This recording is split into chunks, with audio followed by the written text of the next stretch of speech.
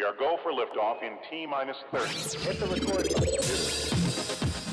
So here's the interviews that I had with Matt Ritchey a few days ago regarding his upcoming show, Romeo and Juliet in Hell.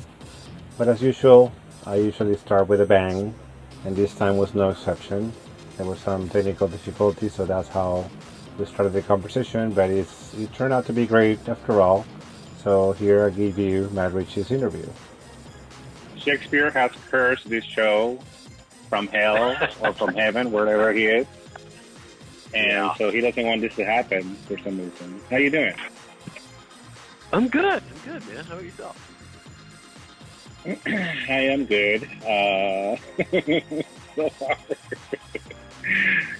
Tell us about your show. Meanwhile, I'm working on this technical difficulties I'm having.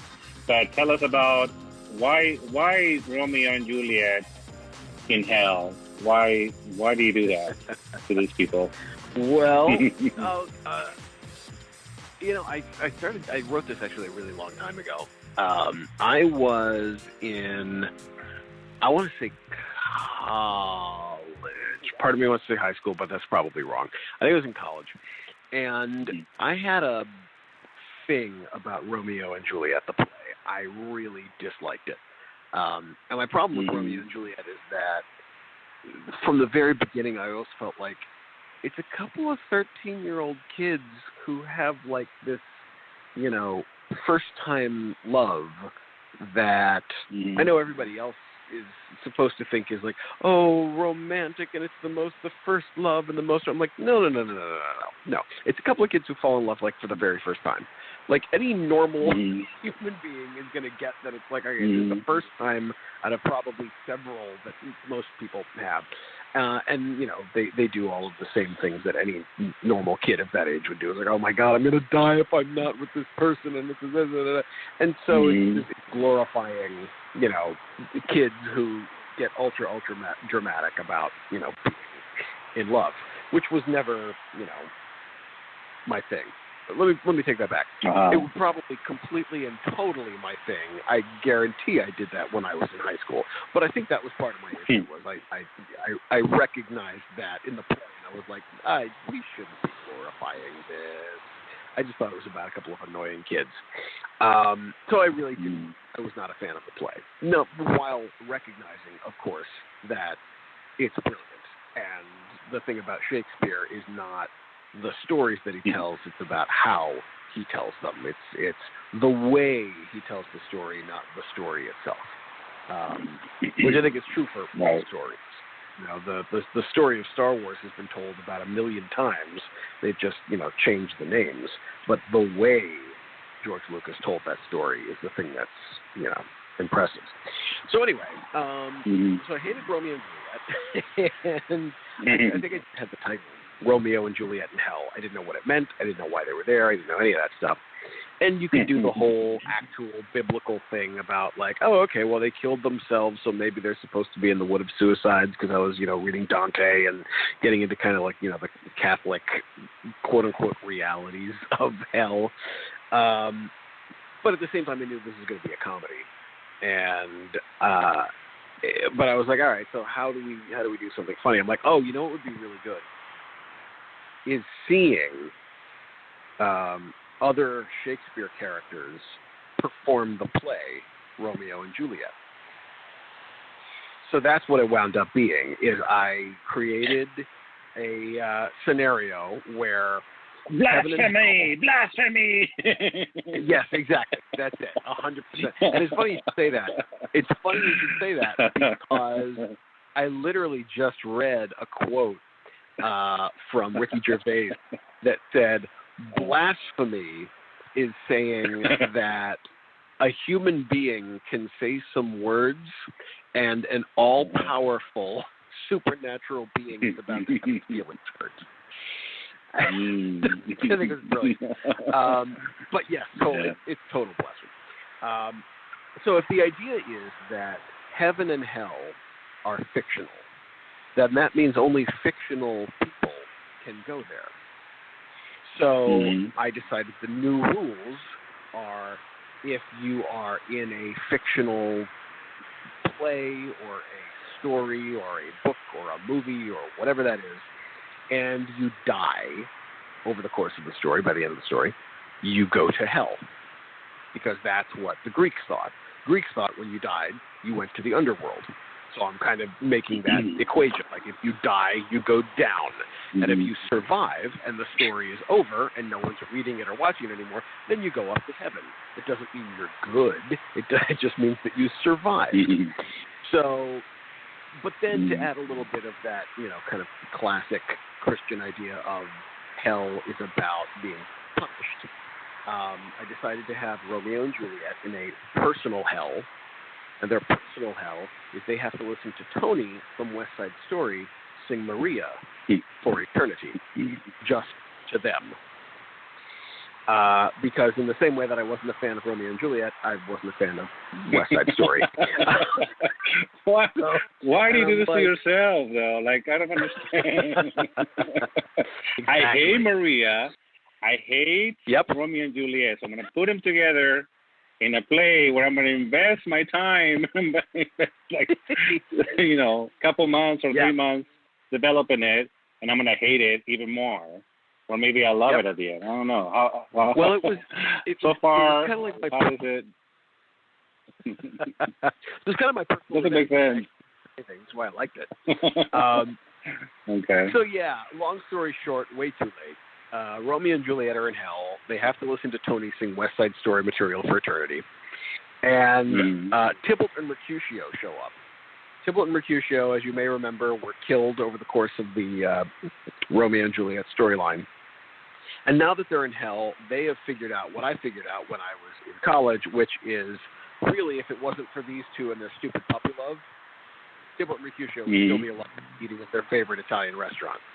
So they've kind of teamed up and said, we are now going to make Romeo and Juliet's lives a living hell. Because rather than just letting them stay with Tony and in their personal hell, they think there's something worse that they can put them through. Because even in hell, Romeo and Juliet, now united, think that their love is the most important thing that has ever happened in the face of ever, and it's just the most important. They're so special, and Tybalt and Mercutio are disgusted by this. So there is a clause in the contracts in hell, which is there's a way to get out of your personal hell. You need to watch the sins of your life story flash in front of your eyes. But the only way that can happen is the other inhabitants of hell have to perform your life story. That means all of Shakespeare's dead characters perform Romeo and Juliet. So Hamlet plays Romeo. Lady Macbeth plays Juliet. Othello plays Capulet. Macbeth plays Montague. But, of course, they still have their own quirks. Because Hamlet is still holding this skull and is, depressed. And so the character of Romeo is now holding a skull and is depressed. So Romeo and Juliet are watching this horrible performance of their lives and are completely freaking out about how they are being depicted as these obnoxious, crazy... And probably have been depicted in every school play. Yeah. Every production of Romeo and Juliet, and they just haven't seen it. Yeah, exactly. Oh, and that comes up, by the way. Tybalt and Mercutio are like, okay, you're not in hell because you committed suicide. You're not in hell because you're bad people. And you're not in hell because you've caused nightmares for countless high school students throughout the ages. And they're like, what are you talking about?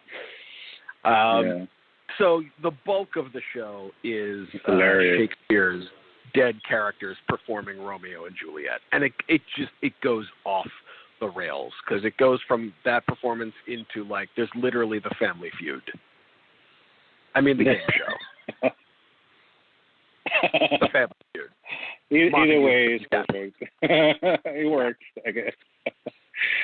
Wow. So I wrote it back a long time ago, and when I went to RADA in 2002, and I was studying Shakespeare, and I got everybody together, and I had a reading of it, which was a lot of fun. I thought that was kind of going to be the end of it. But in 2014, I started directing, like, as close to professionally as I've gotten so far. The beginning of that year, I directed a show called Gearhead and the Realbot, and it was such a great cast that I wanted to do another show with them. And I said, I've got this awesome show called Romeo and Juliet in Hell. It has almost the same number of people in it. I'd love to do this show with you guys. And it didn't quite work out that way, but my friend Rebecca Lane, who had read my play before and wanted to do it, said, well, you could do it for the Hollywood Fringe Festival. And I said, what's the Hollywood Fringe Festival? And she explained what it was, and I went, well, this sounds perfect. So I raised some money and cast some people, and we rehearsed it at my friend Shane's place. And it was my very first Fringe show. And it was an absolute blast, and I had a ton of fun. And so several years later, as you know, I was hanging out. I've seen a number of shows at this place called Force of Nature Productions. And my friend, the artistic director's name is Sebastian. And I've seen a number of his shows that have been very good, as well as just meeting him personally. And he's just a great guy. He's a great guy. He's very talented. He's very smart. He's a nice guy. And, you know, we had coffee once or twice, and he's like, we should totally work together at some point. And I sent him a few things that I'd written to see if we could work something out. And it turns out that there was time available in November. And he said, so how would you like to do one of your plays to open up in November? And I said, sure. Probably the cheapest and easiest to do on short notice would be Romeo and Juliet in Hell, because there's not 15 different location changes and giant puppets and all the other things that my other plays have in them. So that's what we're doing. We had some great auditions, and we've got a really good cast. We're only at the beginning of our rehearsal process, and people are picking it up perfectly. I mean, it's going so well. It is going to be really, really funny. And I'm really excited to be back this time around, especially since now I have some semblance of knowing what I'm doing. Now that it's been a couple of years, and I'm doing a redirect. So it's going to be an awful lot of fun. I mean, it sounds hilarious. I mean, just the complications of it all, and then I mean, the way you describe it is it already sounds like a riot. And if you're a fan of Shakespeare and you love West Side Story, you probably will end up hating it at the end, and so that's great. Well, let's ruin it for everybody. Well, one of the things that I think is really fun, I mean, as you know, like when you do a show at Fringe, people can write their own reviews. Like, yes, you can have people from the press come and review things, but you can also have just audience members come and review some things. And my favorite part about it was reading some of these things, and the people who got it were saying all the things that I really wanted, which is that if you know Shakespeare and you know all of his stuff, you're going to lose your mind and have a fantastic time and be like screaming with laughter. If you don't know Shakespeare entirely well, it ultimately doesn't matter, because you know enough about it, and each of these characters is kind of they're so iconic that even if you've never read like Macbeth or Romeo and Juliet, you still know what it's about. You get the general idea. Right. So it's in that you'll be able to really enjoy it that way. And if you've had any kind of theater background, wrapped up in all of this, all of Hell is a giant musical theater like extravaganza. There are so many theater jokes about not only shows but like theater training, and so if you're involved in theater at all, this is really a show for you. It's not just about Shakespeare. It's really about theater and how much I love theater, and I like, you know, comedies, and it's a bizarre love letter to theater in many ways. Right. So is this a musical, by the way, or is this just a straight play? There is music in it, but it is not a musical. Yeah. Okay. So we do have some singers and we do have some songs, and but it's not an original musical, no. Okay. Yeah. And so, by the way, whoever's listening, I'm going to be posting the link on the website, which I don't have yet. But anyways, you'll see it below. It's called Romeo and Juliet in Hell. The dates are below as well: November 1st, 2nd, 8th, 9th, 15th, 16th, 22nd, and 23rd. Yeah, there. So it's basically running. It's going to be Friday and Saturday. Fridays and Saturdays. Yeah. Yep. Yeah, that would have been easier to say. And it's at 8 p.m. I understand it's at 8 p.m. on Lancashire Boulevard, which is in the middle of the whole. It's so easy to get there, right? Is that by the third red line, right? The metro station? Yeah, it's right at that intersection of Camarillo, Vineland, and Lancashire, where kind of like everything intersects. It's just on Lancashire Boulevard right before you hit that intersection. Right. Awesome. Yeah, well, you got me. I'm not really a fan of classic stories per se, right? But at the same token, I do appreciate good productions and good. You know, I enjoy. Well, I haven't enjoyed anything by Shakespeare in a long time that I can remember. So maybe this will intrigue me and be like, oh, I want to know about that character. I guess Hamlet is the one that I relate to the most. But. Oh yeah. Oh, well, you're gonna love him. He's not exactly, you know, this is not heavy-handed this time around. But it's interesting. Is it just that you don't like Shakespeare stuff in general, or you just don't like the stuff that you've seen? You don't like the writing. You don't like what is it about that? I don't like the stuff that I've seen because I never read it. To be honest with you, I haven't. My English is not my first language, so when I try to read it's like reading the Bible to me in English. Will be like in Spanish is already hard, so imagine reading it in English.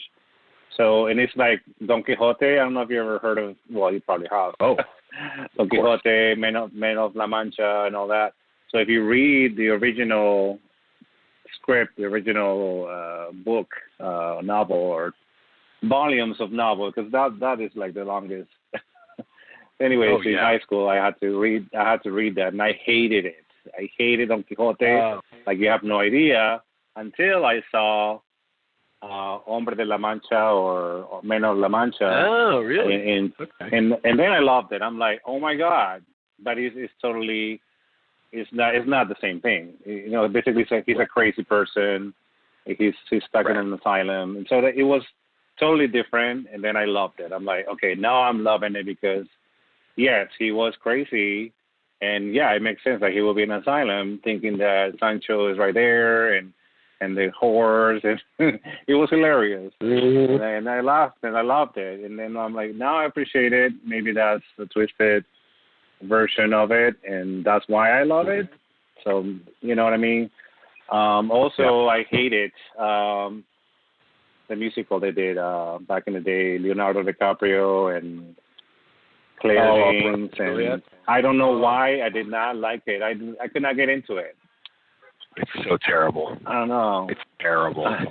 It's terrible. I mean, yeah. I thought I was the only one. I'm like, I hate it. I like the soundtrack. I really like the only movie of Baz Luhrmann's I've ever liked was Moulin Rouge, and like he just kind of lucked out, I think, with that one because the guy paints a gorgeous picture. He can decorate a set like nobody's business. But I don't think he's a good storyteller. I think he's a terrible storyteller. And part of the reason that I hated Romeo plus Juliet is it was all image. I don't think the main actors did a particularly good job. Like, I don't know. You know, it takes something to really. It was like the MTV version of Romeo and Juliet to me. Yeah, it's in like a long ass MTV music video. Yeah, exactly. Bad one too. I don't necessarily have a problem with doing modern versions or the MTV version or the this that. Like, in some ways, I don't have a problem with that because that's about imagery, and so that's fine. Like, if you're able to make it look like quick cut and it's close-ups on this and the whole thing's done in neon and like that's totally cool with me. The problem is that, you know, as I was saying at the beginning of this, it's not about the story. It's about the way it's told. I think there's maybe like 5 plays that Shakespeare wrote that were original, that were about like his hometown in Stratford. Like, I think there's Merry Wives of Windsor and maybe Twelfth Night. There's a couple of little things that he actually made up. But for the most part, he stole every story that he wrote. You know, he was reading these books of histories and stories from other cultures, and then he turned those into plays for modern entertainment. So it's not that the stories are original, and that's not why he's special. It's because of the way he told the story and the language that he used. So if you're going to be doing a Shakespeare production, whether it's on stage or whether it is on film or wherever it is, the thing about Shakespeare that makes it Shakespeare is the language. So if you ignore the language and you just try to make it look pretty, you've already failed at doing Shakespeare. And so many people haven't learned how to do it correctly. And I'm not sitting here saying that there's only one way to begin. No, but you need to understand what you're doing and understand what you're saying so that you can put it across in a way that other people will understand. Because you're absolutely right. It's written in a form of English that we just don't use anymore. They used to use so many more words, and they used to enjoy language when spoken way, way, way more. Right. Because when this was written, the majority of the population, remember, this was written not only, you know, not just for kings and queens and stuff like that, but this was written for, you know, whoever happened to have like for the masses. The majority of the people who would go were just like, let's spend some time and see a play and see these things going on. But none of these people could read. But they understood all of the words because language was like a living thing at the time. Even if they were illiterate, they had much more facility with language than we kind of do today, because the majority of us today know how to read and write, but we're so limited in our language that, I mean, these days we're LOLing and OMGing and all of that kind of stuff. So when you're putting up Shakespeare, you're dealing with so many more words, and that's why when people start saying, oh, well, why is he using all of those words and why can't he just say this? Well, also because it's poetry. I mean, the whole thing is written in verse form. It's a very specific style, you know. Which I can appreciate being into poetry as I am. I do appreciate the poetry, and I do appreciate the way he goes about telling something that could be easily said in 2 words, that he spends all this monologue just to say I love you, and I'm dying because, you know, and so OMG. exactly. You know, right. That's and it's one of those things that I often find. I have some people who are a little more pessimistic than me who refuse to go see any productions of Shakespeare because it's super easy to do that these days. If you want to do a play and you just want to do a play and you don't know what to do, no one's going to charge you to do Shakespeare. So it's the easiest go-to that there is. Unfortunately, it also takes a lot in order to do Shakespeare. Like, you need to really know what you're talking about to do it well. Not to do it. Anybody can do it. But it takes a lot to do it well. Right. And I think it's because it's kind of like the rule. It's kind of like the rule. I mean, that I know that you're a Shakespearean actor, and you know it left and right. So, in order for you to do this, you had to know it. From beginning to end, in order to break the rules. And so you're doing the old saying, you have to know the rules to break them. So I think that's what you're doing is just you're still paying homage to, the greatest writer and playwright, but you're still, the rules and you know what has to be said and how it's perfectly has to be said this way. But then you have to also break the rules. So only somebody that has your background can do this. Not just a teenager out of high school, or maybe. I mean, who knows? Oh, you never. Oh, yeah. I mean, no. It's not like I'm the only person who's ever done anything like this. As a matter of fact, I went to see. Have you ever heard of? And the name of the show just went right out of my head as soon as I was about to. Oh, okay. There's that would be kind of like, yeah. Yeah. Sorry. Shoot. No, it's all right. I'll remember it at some point. You'll get it. Yeah.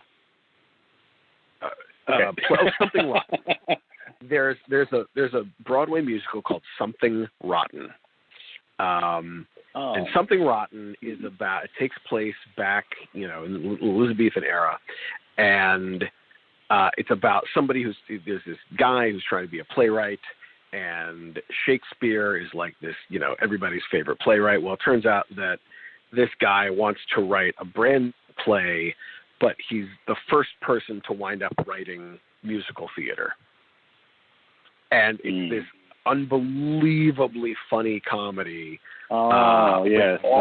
I've heard it. Jokes, whatever. Oh, my, it's so good. As a matter of fact, the only reason I didn't like this play is because I saw it because it came out, several years after I certainly wrote it, but I saw it about a year or so ago, and I had already performed or directed Romeo and Juliet in Hell, and it was similar enough, except it's like, oh, this is what would happen if you've got somebody who has been, is a supremely professional writer and musician doing a large scale version of it.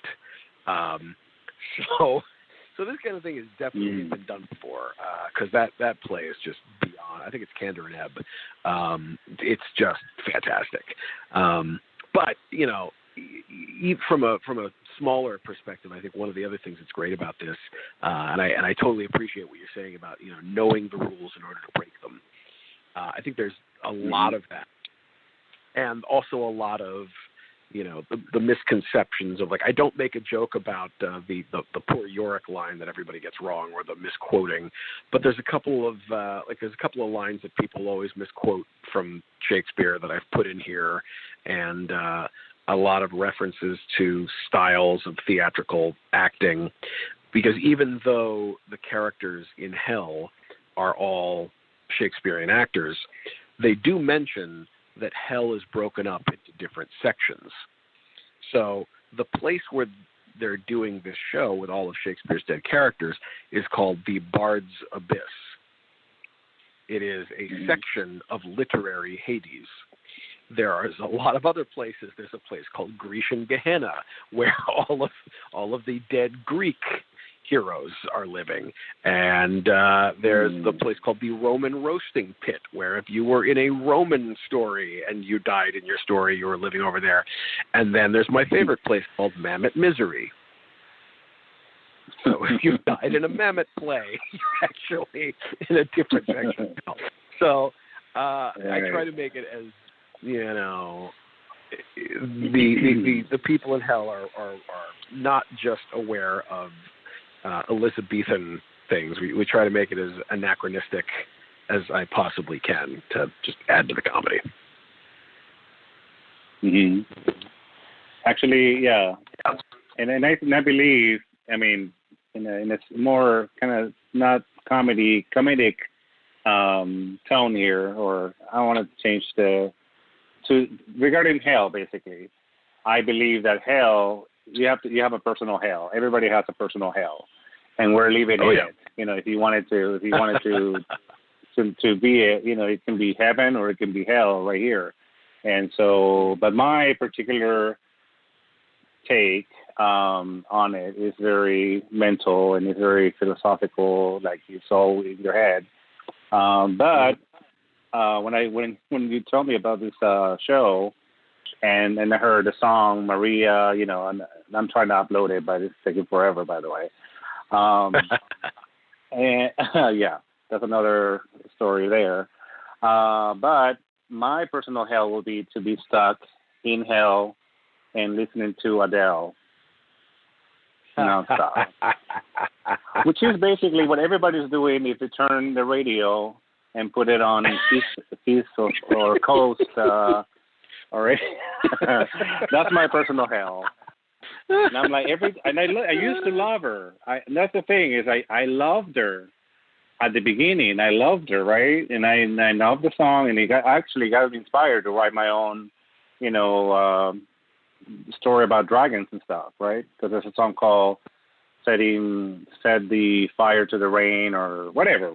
Oh yeah. I knew her back and forth, and I'm like, oh, this is very inspiring, and oh my god, and I was crying, and I was like, oh my god, Adele and me are like soulmates, right?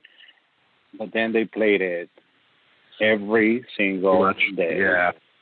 Yeah. And they still do. And I'm sure if somebody turns the radio, she will be singing her heart out again and again and again. So that will be my personal hell. Yeah, I can see that. Having to hear her, someone like you or whatever that song is. Yeah. So what, Adele, you have to move on. Come on. Yeah. Like there's not just one guy. I was thinking about this the other day.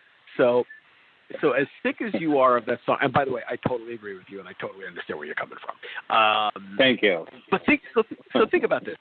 How many times do you think you've heard the song "Someone Like You"? Just ballpark. Oh my Lord, 1,000.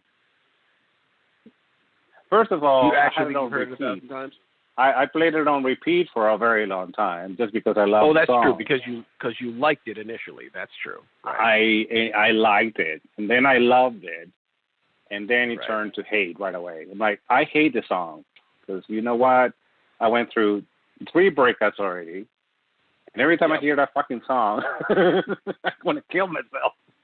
And so, damn you, Adele. Well, so here's what I think every time I think about that. So, for example, I was listening to the radio the other day, and "Dream On" came on by Aerosmith. And I remember the first time I heard that song, and I remember really loving "Dream On." And then there's kind of a point where it's like, just like you, it's like, okay, you play that song a couple times a day, and then 10 years of your life goes by, and you're like, okay, they play this song every week, and you get sick of it. But then every once in a while, even when I'm really sick of something to the point of anger, I stop and I go, okay, in order to get this song onto a record, Steven Tyler had to play that song hundreds of times. Once it was on the Yeah. record in the 70s, he had to play it hundreds of times in concert just to get people to buy the record. He's had to play it in every single concert that he has ever done since the 1970s. So every time I get really sick of a song, I just stop and think, okay, you know what?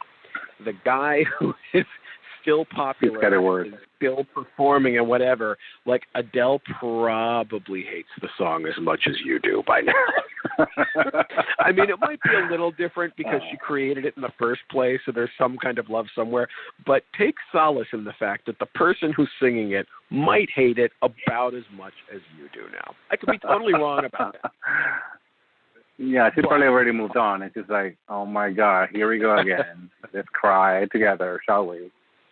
Kumbaya. And so yeah, okay, I got a different. Okay, thank you.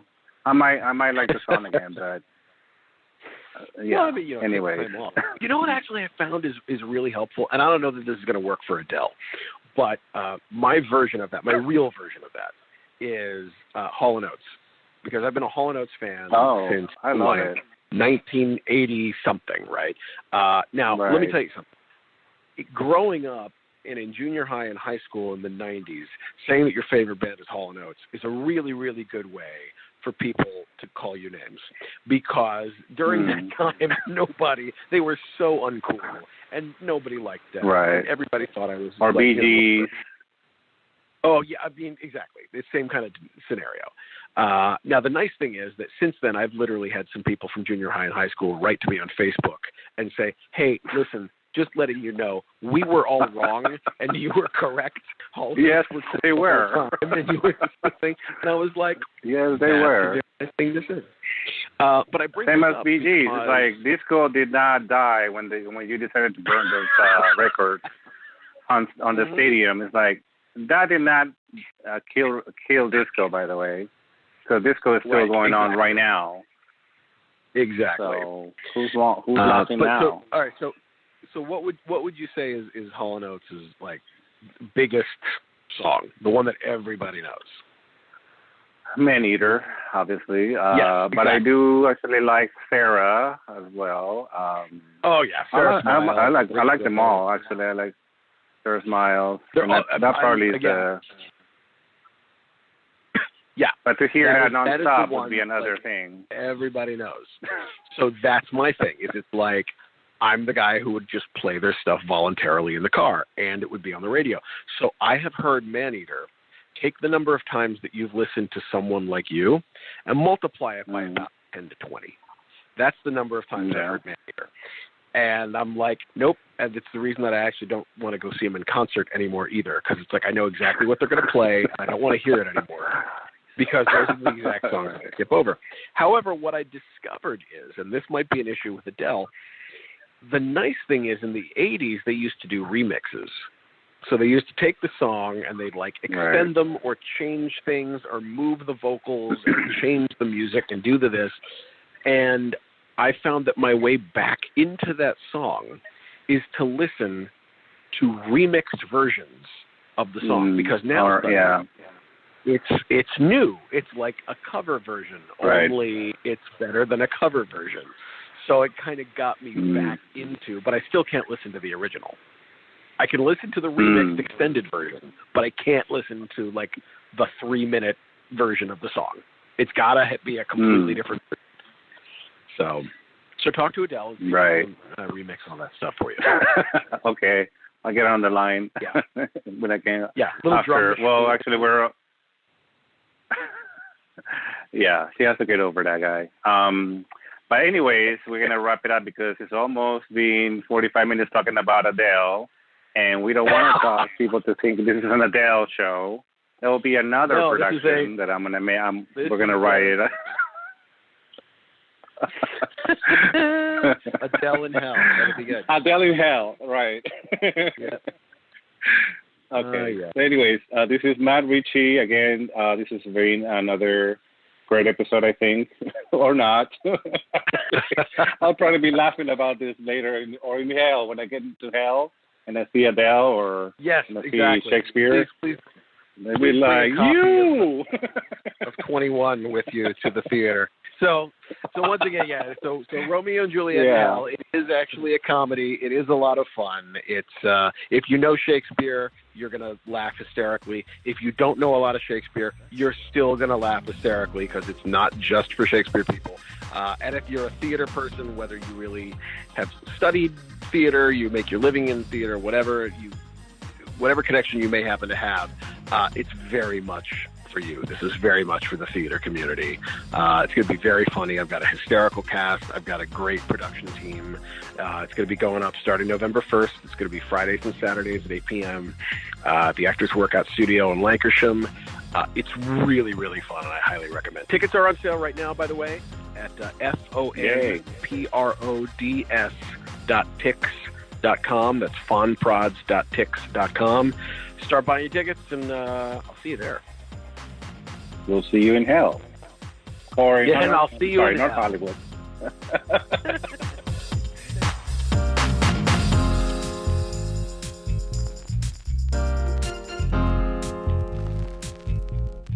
Well, I didn't see that coming.